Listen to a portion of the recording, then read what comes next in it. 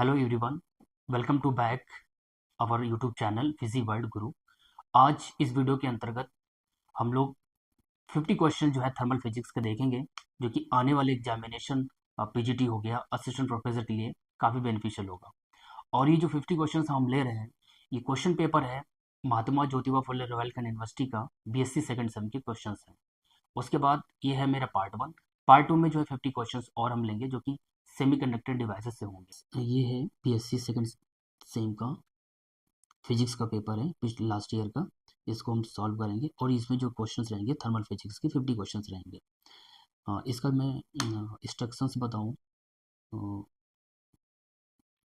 जो भी question attempt करने के 75 क्वेश्चंस पूछे जाते हैं। ये पेपर है महात्मा ज्योतिबा फुले रॉयलखंड यूनिवर्सिटी का और 100 क्वेश्चंस दिए जाते हैं, अटेम्प्ट 75 होते हैं और इसमें कोई भी नेगेटिव मार्किंग नहीं होती है। ठीक है, और ये इंस्ट्रक्शंस में क्लियरली लिखा हुआ है 7 पॉइंट पे। अब हम लोग डायरेक्टली आते हैं क्वेश्चंस पे। इस वीडियो के माध्यम से हम क्वेश्चन प्रोवाइड करने की कोशिश कर रहे हैं 50 क्वेश्चंस और उसके सही करेक्ट ऑप्शंस, कुछ एक्सप्लेनेशन भी इसके साथ साथ देते रहेंगे। बट जैसे ही वीडियो अपलोड होने के बाद पार्ट वन पार्ट टू, उसके बाद हम एक वीडियो लेक्चर ज़रूर जो है एक थर्मल फिजिक्स में अपलोड करेंगे। तो अभी जो एक्सप्लेनेशन का पार्ट रहेगा वो काफ़ी कम रहेगा। तो सॉल्व करते हैं क्वेश्चन। जैसे कि पहला क्वेश्चन हमारे पास है, the internal energy of an ideal gas depends upon. तो जैसा कि आइडियल गैस हम लोग ज़्यादातर कंसिडर करते हैं अपने थर्मल फिजिक्स में एज ए सिस्टम के रूप में, और जो उसकी इंटरनल एनर्जी वैल्यू होती है वो फार्मूला होता है N C V delta T. तो ये डायरेक्टली जो डिपेंड करता है टेम्परेचर पर डिपेंड करता है, delta T change in temperature. तो इस पहला करेक्ट ऑप्शन हो जाएगा सी। दूसरे क्वेश्चन का जो करेक्ट आंसर होगा, क्वेश्चन ये है कि a thermometer works on the principle of, वो हो जाएगा zeroth law of thermodynamic. Thermometer normally जो हम लोग फिजिशियंस पास होता है, हम लोग टेम्परेचर जो है मेज़र करते हैं, तो जीरोथ लॉ थर्मोडायनेमिक भी यही बताता है। It gives the concept of temperature. Suppose if we have a system A and B which is thermally in thermal equilibrium separately and connected with the system C, then it will be all the systems A and B will be equilibrium to each other after some time। या सभी के जो है temperature जो होगा A B and C section का, वो T1 T2 and T3 after some time. तो it gives the concept of temperature. Question number 3 का, which of the following function is path independent. तो यहाँ पे हम बहुत सारी जो है थर्मोडायनेमिक प्रॉपर्टीज़ होती हैं, टेम्परेचर हो गया, वॉल्यूम हो गया, प्रेशर हो गया, इंटरनल एनर्जी हो गया, इंट्रॉपी हो गया, जो कि किसी सिस्टम को डिफाइन करते हैं। तो इंटरनल एनर्जी जो है एक ऐसा स्टेट फंक्शन होता है। इंटरनल एनर्जी एक ऐसा स्टेट फंक्शन है जो कि इनिशियल एंड फाइनल पोजीशन पे ही डिपेंड करता है अगर कोई प्रोसेस होता है। तो इसलिए ये पाथ इंडिपेंडेंट है, पाथ पे डिपेंड नहीं करता है। अब आते हैं क्वेश्चन नंबर 4 पे। Question number 4, an isocoric pressure occurs at constant। ये प्रेशर नहीं होगा, यहाँ पे होगा प्रोसेस। ये मिसप्रिंट है, ये है प्रोसेस होगा, राइट। और आइसोकोरिक जो प्रोसेस होता है वो होता है हमारा आइसोकोरिक प्रोसेस। ये होता है कांस्टेंट वैल्यूम पे, डेल वी इक्वल टू 0। एक प्रोसेस होता है आइसोथर्मल, ये होता है हमारा एट कांस्टेंट टेम्परेचर पे। एक होता है आइसोबैरिक होता है, वो होता है प्रेशर एट कांस्टेंट प्रेशर पे। और ये हो गए। फिर एक होता है एडियाबेटिक प्रोसेस थर्मोडायनेमिक में। एडियाबेटिक प्रोसेस में क्या होता है, del Q is equal to 0। तो जो फोर्थ का जो करेक्ट ऑप्शन होगा वो दैट विल बी वैल्यू, मतलब बी। पांचवे का है जो first law of thermodynamic is conservation of, ये होता है एनर्जी का। जो हमारा जो मैथमेटिकल एक्सप्रेशन होता है फर्स्ट लॉ का, वो होता है D Q is equal to del U plus P D V. अगर मैं क्या एक सिस्टम लेता हूँ सपोज इस तरीके से, ये है पिस्टन, और हम अगर इस सिस्टम को मान लिया तो आइडियल गैस इसमें है, क्यू अमाउंट ऑफ, अगर D Q amount of heat इसमें अगर हम सिस्टम को दे रहे हैं, राइट, तो क्या होगा, जो जो इसकी आइडियल गैस की इंटरनल एनर्जी है, कुछ पार्ट हीट का उसकी चेंज इन इंटरनल एनर्जी में एक तरीके से उसकी जो है खर्च होगी एनर्जी या हीट, और बाकी जो है आइडियल गैस जो है वर्क्स ऑन द पिस्टन, मतलब वो पीडीवी की फॉर्म में। तो इस तरीके से जो D Q amount of heat है वो एक तरीके से डिस्ट्रीब्यूट होगी in the form of internal energy of the ideal gas and the work done by the gas on the piston PW. तो इस तरीके से जो है ये हो जाएगा ऊर्जा के संरक्षण पे, मतलब कंजर्वेशन ऑफ एनर्जी। तो इसका आंसर हो जाएगा पांचवे का बी। अब आते हैं क्वेश्चन नंबर 6 पे। 6 क्वेश्चन क्या कहता है कि efficiency of A Carnot engine, efficiency of a Carnot engine working between the steam point and the ice point। तो स्टीम पॉइंट का मतलब जो टेम्परेचर है हमारे पास T1, वो है 100 डिग्री सेल्सियस बॉइलिंग पॉइंट होता है हमारा। इसको अगर हम कन्वर्ट करेंगे कैल्विन में 373.15 कैल्विन हो गया। T2 टेम्परेचर जो है हमारा जो कि आइस पॉइंट है 0 डिग्री सेल्सियस, या in term of Kelvin 273.15 Kelvin. तो if as we know that the formula of efficiency of a Carnot cycle, Carnot engine, 1 minus ये हो जाएगा T2 अपॉन T1, और ये हो जाएगा और 100 माइनस का 373.15 इंटू 100। जब आप इसको सॉल्व करोगे तो यू विल गेट का 626.81%। तो करेक्ट ऑप्शन हो जाएगा इसका डी। सातवां question, in which process the enthalpy remains constant.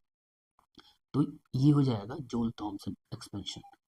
देखो जूल थॉमसन एक्सपेंशन एक एक्सपेरिमेंट है। ये एक्सपेरिमेंट पूरा एडियाबेटिकली एक्सपेंशन होता है।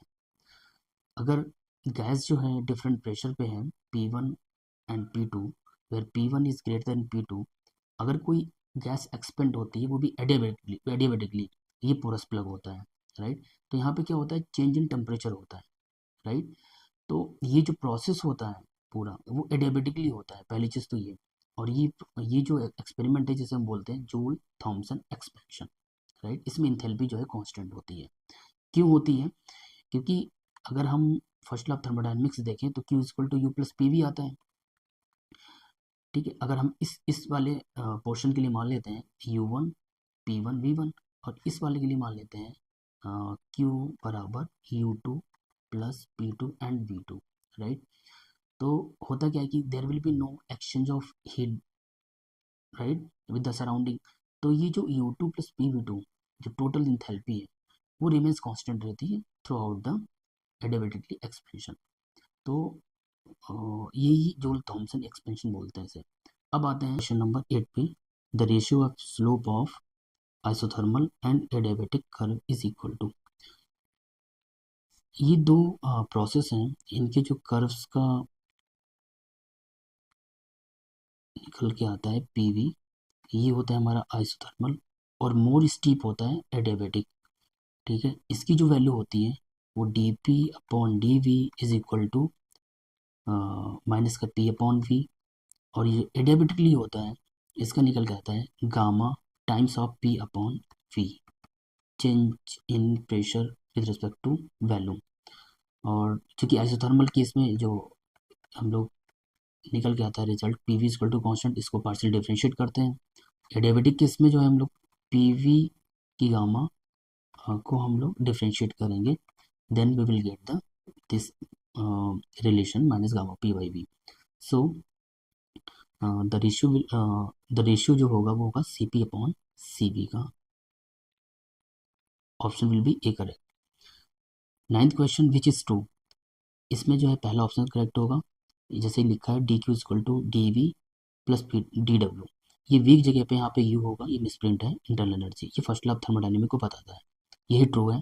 बाकी सब रॉन्ग है, ये भी गलत है, ये भी फर्स्ट लॉ को नहीं बता रहा है, और ये भी इक्वेशन सही नहीं है। क्वेश्चन नंबर हम बात करते हैं 10th की। For adiabatic expansion of an ideal gas the equation is, देखिए जो एडियाबैटिक एक्सपेंशन होता है, जैसे आइसोथर्मल केस में क्या होता है, P V is equal to constant. Adiabatic case में एक होता है पी वी की पावर में गामा इक्वल टू कॉन्स्टेंट, और दूसरी जो फॉर्म होती है वो होती है टी वी गामा माइनस का 1, और ये हो जाएगा कॉन्स्टेंट। तो इसलिए ऑप्शन हो जाएगा सी। 11th question, for a thermodynamical system work done in a process depends upon, ये होगा पाथ। अभी जैसे इंटरनल एनर्जी हम लोग डिस्कस कर रहे थे, वो हमारा एक तरीके से स्टेट फंक्शन है, स्टेट फंक्शन है, या इसको हम लोग पॉइंट फंक्शन बोलते हैं।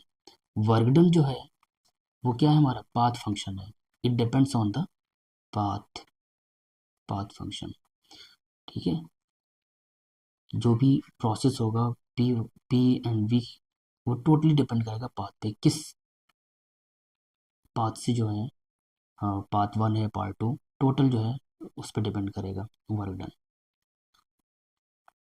अब आते हैं question number 12, the efficiency of a diesel cycle approaches to Otto cycle efficiency when cut off is zero, cut off ratio is zero. तो इसका ऑप्शन हो जाएगा, ये हो जाएगा आपका डी क्वेश्चन, डी ऑप्शन हो जाएगा, right. Question number 13, the thermodynamic state of a gas is expressed using the, देखो जो भी कोई भी थर्मोडायनेमिक सिस्टम होता है, इसको हम लोग डिफाइन करने के लिए it take the parameters pressure, volume and temperature. ठीक है, उसी तरीके से अब हम क्वेश्चन नंबर 14 पे आते हैं, if a piece of ice is added to water in a cup the entropy. देखो इसका आंसर होगा ए। एक्सप्लेन थोड़ा कर देता हूँ। जो इंट्रोपी हमारी होती है, इंट्रोपी वो क्या बताता है, वो बताता है डिग्री ऑफ डिसऑर्डरनेस, डिसऑर्डरनेस। अब क्या होगा, जो हमारा आइस होता है, राइट, आइस, उसमें जो भी मॉलिक्यूल्स, वाटर मॉलिक्यूल्स होते हैं आइस के फॉर्म में, तो वो क्या होते हैं, एक तरीके से उनकी जो काइनेटिक एनर्जी होती है मॉलिक्यूल्स की, वो अप्रॉक्सीमेटली जीरो ही होती है, राइट, लगभग जीरो होती है, कोई मूवमेंट नहीं होता है वाटर मॉलिक्यूल्स के द्वारा।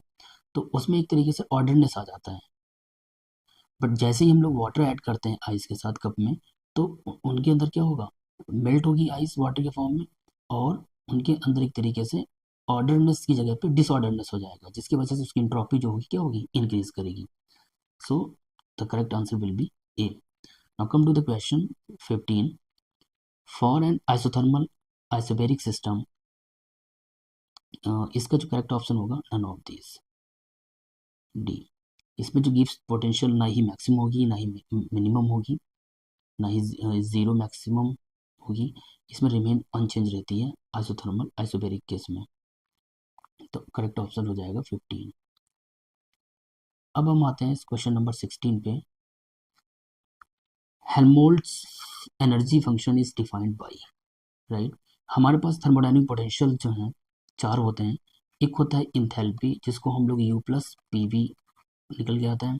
उसके बाद हेल्महोल्ट्ज फ्री एनर्जी कभी ए से डिनोट करते हैं, कभी एफ से करते हैं, और इसका निकल के आता है वो यू माइनस का टी एस। यहाँ पे इंटरनल एनर्जी यू है, टी टेम्परेचर हो गया, और एस एंट्रोपी हो गया। नाउ एक जो होता है हमारा गिव्स पोटेंशियल, वो होता है you plus P V minus का टी एस, इसको और शॉर्ट फॉर्म में लिखते हैं एच माइनस का टी एस, राइट। और एक होता है हमारा इंटरनल एनर्जी यू। तो ये हमारा थर्मोडायनेमिक पोटेंशियल जो कि स्टेट फंक्शन है। तो करेक्ट आंसर यहाँ हो जाएगा D. Come to the 17 question, an reversible engine and irreversible engine are working between the same temperature, the efficiency is.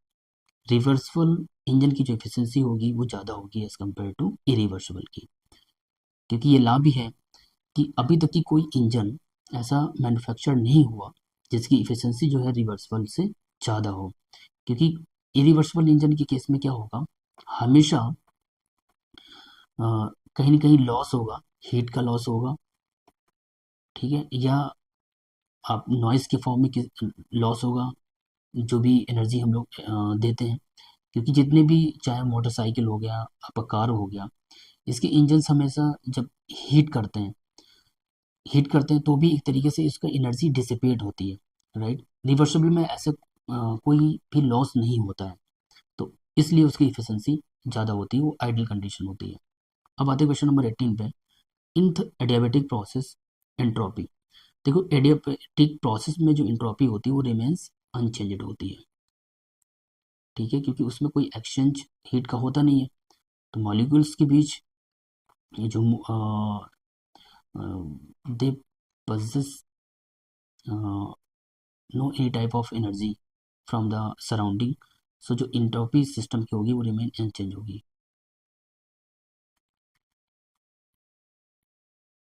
और अगर मैं और इसको एक्सप्लेन करूँ तो फर्स्ट लॉ ऑफ थर्मोडाइनमिक्स से, क्योंकि डी क्यू जो है इज इक्वल टू होता है D U plus P D V. तो अगर एडियाबेटिक प्रोसेस में कोई क्यू जीरो है तो वो क्या होगी, टोटल इंटरनल एनर्जी जो है वार्डन में minus P D V convert होगी, ठीक है। When pressure is increased, the melting point of ice is, right. Question number 19, when pressure is increased, the melting point of ice, ये क्या होगा, decrease होगा, क्योंकि वाटर जो है, water has a smaller volume than ice.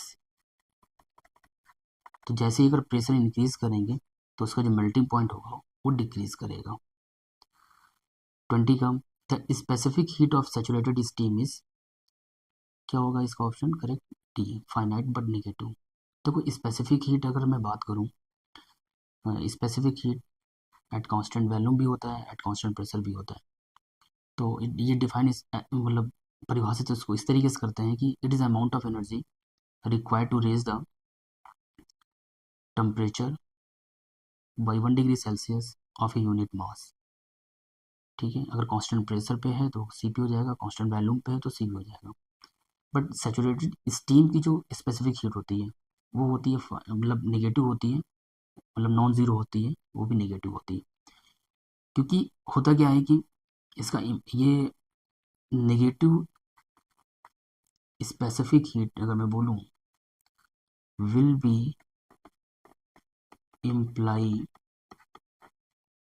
That with rise in temperature, अगर temperature बढ़ता है डेल्टी चूँकि पॉजिटिव है, इस पॉजिटिव हीट जो इसमें क्या होगी, हीट विल बी रिलीज। तो हीट रिलीज मतलब क्या होगा, क्यू क्यू जो होगा वो निगेटिव होगा, राइट। तो उस केस में जो हमारा, अगर मैं स्पेसिफिक हीट बात करूँ, Q is equal to M C delta T होता है, राइट। तो अगर हम Q amount of heat raise करते हैं एक तरीके से, तो जो स्टीम होती है वो कंडेंस फॉर्म ना, एक तरीके से स्टीम टू लिक्विड में ना हो, तो इसलिए वो क्या होता है, क्यू अमाउंट ऑफ हीट एक तरीके से रिलीज करता है। तो जिस वजह से उसकी जो वैल्यू होती है स्पेसिफिक हीट की, वो टोटल जो सैचुरेटेड स्टीम के केस में नेगेटिव निकल के आती है, ठीक है। अब हम बात करते हैं क्वेश्चन नंबर 21 का।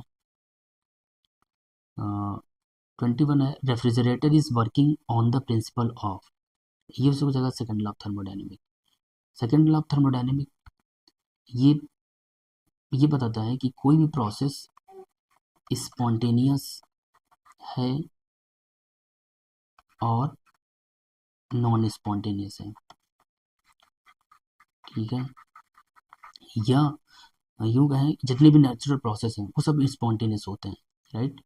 ग्रोथ ऑफ ए चाइल्ड, ठीक है, और किसी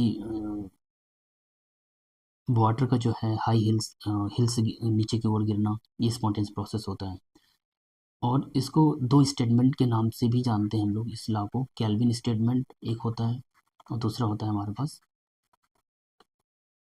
Clausius statement, right. Kelvin statement ये बोलता है कि it is impossible to host result is conversion of a total heat into work done. और जो क्लासेस होता है वो ये होता है कि it is impossible to convert या transfer of heat from colder to hotter body, right. But ये स्पॉन्टेनियस नहीं होता है, but with the help of external work हम लोग क्या कर सकते हैं, हीट को ट्रांसफर कर सकते हैं from colder to hotter body.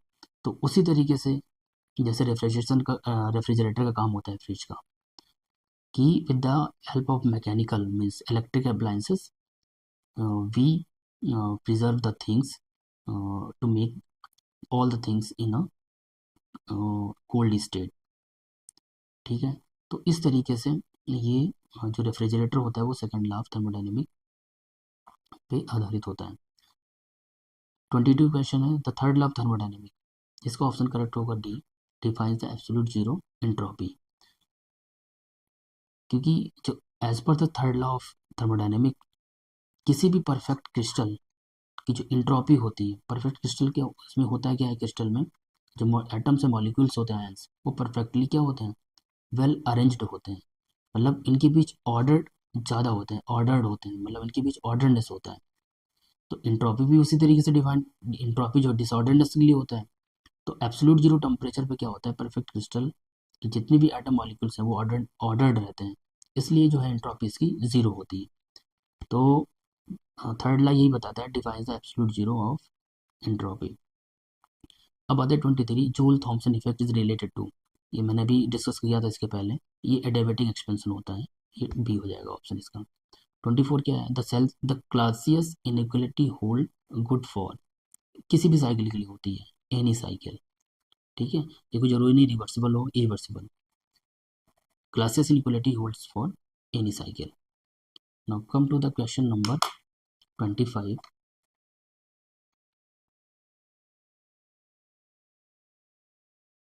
25 question जो है, which of the following can be used to determine the variation of the saturation pressure with the temperature along। अब देखो यहाँ पे वेरिएशन दिखा पूछा है, डायरेक्टली कहा गया है कि saturation of variation of saturation pressure upon temperature. तो ये del P upon del T जो होता है एट कांस्टेंट वी, ये ये हमारा क्लासियस क्लेपेरॉन इक्वेशन ही है, राइट। ये जब हम एक अपलोड करेंगे वीडियो लेक्चर थर्मोडायनेमिक पे, तब उसमें हम एक्सप्लेन करेंगे होता क्या है, बट अभी यहाँ पे हम प्रोवाइड कर रहे हैं आपको क्वेश्चंस एंड उसके ऑप्शंस करेक्ट क्या हैं, ठीक है। तो थोड़ा आपको वेट करना पड़ेगा एक दो वीडियो के लिए। अब 26 का जो करेक्ट ऑप्शन होगा, Maxwell's thermodynamic relations are valid for, ये वैलिड होता है जब कोई भी सिस्टम जो है थर्मोडायनेमिकली इक्विलिब्रियम होता है। थर्मोडायनेमिक इक्विलिब्रियम मतलब कि सिस्टम जो है थर्मल इक्विलिब्रियम होना चाहिए, केमिकली इक्विलिब्रियम होना चाहिए, केमिकली, एंड थर्ड जो है मैकेनिकली भी होना चाहिए, मैकेनिकली, ठीक है। तो मैक्सवेल इक्वेशन जो है थर्मोडायनेमिकली सिस्टम जो कि इक्विलिब्रियम में है उसी के लिए वैलिड होगा। Question number 27, the ratio of two specific heat Cp upon C for diatomic molecule, as we know that Cp upon Cv is equal to 1 plus 2 by F, F जो है वो डिग्री ऑफ फ्रीडम है। सो diatomic molecule के लिए, die atomic molecule के लिए जो degree of freedom आती है 5, 3 जो है ट्रांसलेशनल और वाइब्रेशनल 2। तो अगर हम वैल्यू यहाँ पर रखेंगे तो 1 प्लस 2 अपॉन 5 और ये आएगा 7/5, इसको डिवाइड करोगे यू विल गेट द 1.5 1.40, तो ये हो जाएगा B. Come to the question number 28, a fly is flying in the room, a number of degree of freedom of a motion is of fly will be। अब अगर एक कमरे में कोई भी मक्खी अगर उड़ रही है वो, तो उसके लिए जो पॉसिबल डायरेक्शंस होगी वो एक्स में भी जा सकती है, वाई में भी जा सकती है, इवन जेड, मतलब पूरी स्पेस में। तो इस तरीके से उसकी डिग्री ऑफ फ्रीडम जो हो जाएगी वो हो जाएगी 3, सिंपल चीज़। Question number 29, the temperature of a gas is doubled then its root mean square speed becomes. देखो as per the formula of root mean square RMS वो होता है √3 kT अपॉन में m। तो अगर हम टेम्परेचर 2 टाइम्स है, डबल कर दिया, तो इस तरीके से हम लोग √2 दूसरी फॉर्म लिख सकते हैं 3 kT अपॉन m, मतलब ये √2 टाइम्स हो जाएगा, तो इसका आंसर हो जाएगा सी। ठीक है, अब हम आते हैं क्वेश्चन नंबर 30 पे आते हैं। तो यहाँ पे क्या है, the average translational kinetic energy per molecule of any gases, answer will be 3/2 kT। As per the equipartition law, the molecule of a gas, its energy equally distributed whether x, y and z। तो x में half के T, y में half के T and z में भी half के T. तो total sum जो हो जाएगा वो एवरेज वो हो जाएगा 3/kT। तो ये एवरेज ट्रांसलेशन काइनेटिक एनर्जी हो जाएगी ऑफ द मॉलिक्यूल 3/2 kT। ठीक है, question number 31, the root mean square velocity of gas molecule. इसका ऑप्शन करेक्ट ए हो जाएगा। जो रूट मीन आरएमएस वैल्यू है गैस मॉलिक्यूल की, वो 3 फॉर्म में 3kT/m, √3RT/m, और इसको √3P/d के फॉर्म में भी लिख सकते हैं, राइट। ये कैसा है, मैं थोड़ा एक्सप्लेन कर देता हूँ इसके विषय में। जैसे PV इक्वल टू होता है nRT in number of mole. अगर नंबर ऑफ मोल को हम बोल देते हैं given mass upon molecular weight, RT हो गया, राइट। और ये PV है, P बराबर हम लिखें तो क्या होगा, W/M/V/RT। ये जो वैल्यू है W/V, इसको हम डेंसिटी लिखेंगे D/M, क्योंकि मास अपॉन वॉल्यूम होता है तो RT हो जाएगा। तो P/D इज इक्वल टू क्या होगा, RT/M। तो इस तरह P/D की वैल्यू जो है रखेंगे RT/M की जगह पर यहाँ पे, तो यू विल गेट दिस। तो इसका करेक्ट ऑप्शन हो जाएगा ए 31 का। अब हम लोग आते हैं क्वेश्चन नंबर 32 पे। यहाँ पे क्या पूछा गया है, यहाँ पूछा गया है आपको आपसे रेशियो पूछा गया है मोस्ट प्रोबेबल स्पीड का और एवरेज स्पीड का। तो मोस्ट प्रोबेबल अपॉन एवरेज का जो फॉर्मूला होता है, रेशियो जो होगा, मोस्ट प्रोबेबल की जो वैल्यू होती है वो होती है 2kT/m, और एवरेज की जो होती है वो 8kT/m। ये निकल के आएगा, ये तुम्हें वैल्यू याद होनी चाहिए। तो यहाँ पे कैंसिल होगा, KT कैंसिल होगा, 2 4 से 8, ये आ जाएगा √π/4। तो इस तरह ऑप्शन ए करेक्ट हो जाएगा। 33 क्वेश्चन है, if the degree of freedom of a gas are F, then the ratio of two specific heat CP/Cv is given by. देखो इसका जो डायरेक्टली निकल के आता है CP/Cv 1+2/f। यहाँ f डिग्री ऑफ फ्रीडम है, तो इसका ऑप्शन सी हो जाएगा। ये जो है Mayer's formula CP-Cv is equal to R आता है। Cv जो है FR/2, यहाँ से CP निकालोगे आप, R प्लस CV वैल्यू रखोगे यहाँ पे, उसका रेशियो निकालोगे, you will get this value 1+2/f। Question number 34, the ratio of mean kinetic energy per mole of hydrogen and oxygen at a given temperature, इसकी वैल्यू होगी 1:1। ठीक है, ratio of mean kinetic energy per mole of hydrogen और oxygen at a given temperature. ठीक है, अब आते हैं क्वेश्चन नंबर आपका 35 पे। 35 क्वेश्चन क्या कह रहा है, the average distance a molecule can travel without colliding is called. ये हो बोलते हैं इसमें mean free path. Mean free path lambda से डिनोट करते हैं। ये डिफाइन इस तरीके से किया जाता है, it is average distance between the two successive collisions of A molecule.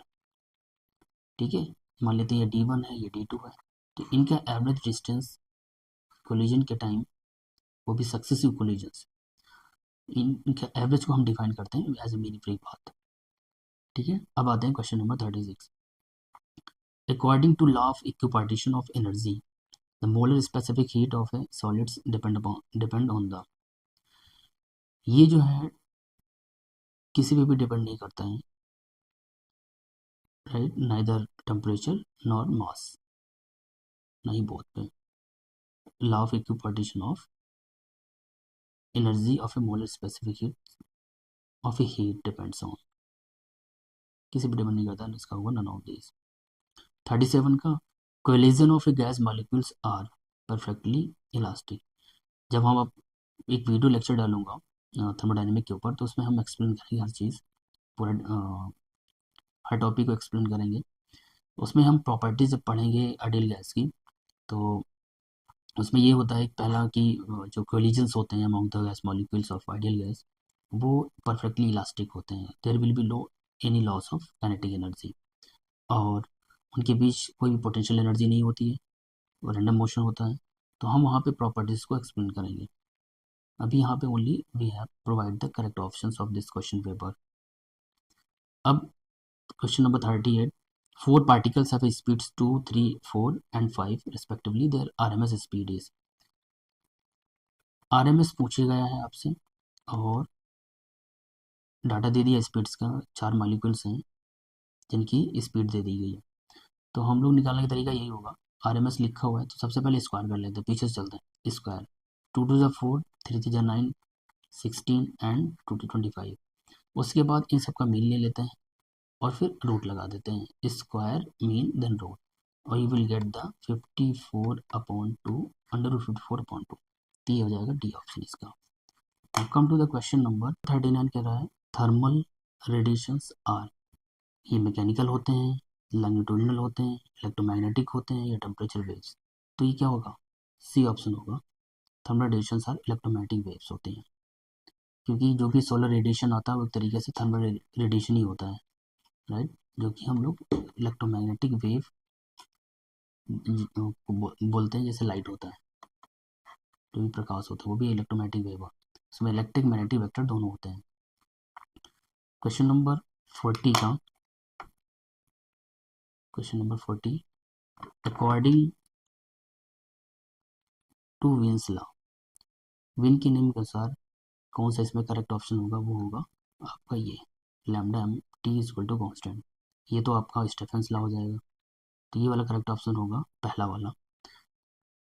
देखो ये बताता क्या, मैं आपको एक ग्राफ दिखाता हूँ ब्लैक बॉडी रेडिएशन स्पेक्ट्रम का, जो कि इंटेंसिटी वर्सेस होता है, और ये होता है intensity Q/A.T versus lambda.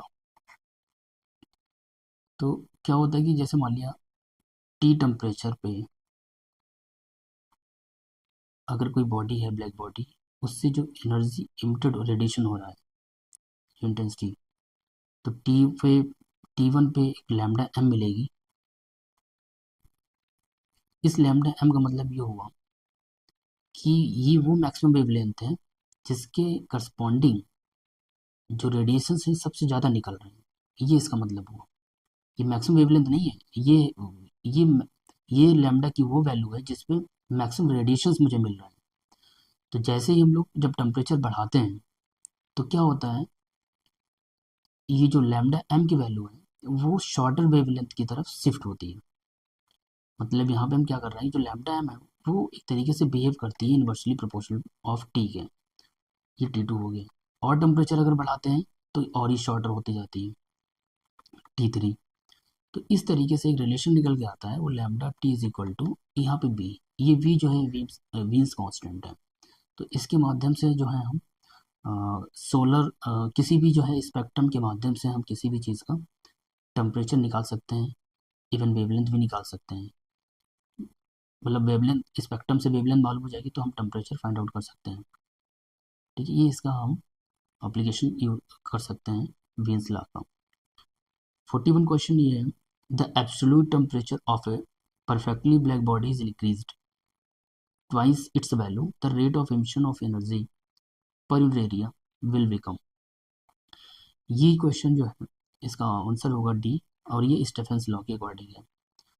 E is equal to sigma T की पावर 4। तो टेम्परेचर अगर 2 टाइम्स है तो सिग्मा 2 की पावर 4, ये हमारा हो जाएगा 16 सिग्मा। तो ये 16 टाइम्स हो जाएगा स्टेफेंस लॉ। स्टेफेंस लॉ यही बोलता है कि एनर्जी एब्सोल्यूट टेम्परेचर पे परफेक्टली ब्लैक बॉडी की जो रेट ऑफ इमिशन होता है per unit area per unit time, वो टेम्परेचर के डायरेक्टली प्रोपोर्शनल फोर्थ की पावर में होता है, right. Question 42, a star which appears blue will be much later than the sun. इस क्वेश्चन को मैं एक्सप्लेन करूंगा वीडियो के माध्यम से जब हम अपलोड करेंगे। अब 43 क्या है इसका ऑप्शन, गुड एब्जॉर्ब्स और गुड इमिटर्स, यहाँ पे गुड ऑब्जर्वर होगा। द स्टेटमेंट इज, ये क्रिचॉफ्स का स्टेटमेंट है, क्रिचॉफ्स लॉ का। ये बताता है कि जो जो दो सब्सटेंसेस या ब्लैक बॉडीज या good observer will be good emitter. Question number 44, Rayleigh Jeans law of radiation applies to, ये लॉन्गर वेवलेंथ के लिए एप्लीकेबल होता है, क्योंकि वीन्स जो है वीन्स वो शॉर्टर वेवलेंथ के लिए होता है और रेले जीन्स जो है वो लॉन्गर वेवलेंथ के एप्लीकेबल होता है। Question number 45, the velocity of thermal radiation in vacuum is, ये equal to that of light, क्योंकि थर्मल रेडिएशन वैक्यूम में वो भी इलेक्ट्रोमैग्नेटिक वेव होता है, जो कि अभी पहला क्वेश्चन हम लोग सॉल्व किया थर्मल रेडिएशन का। तो स्पीड जो इसकी होगी इन द वैक्यूम वो equal to speed of light के बराबर होगी।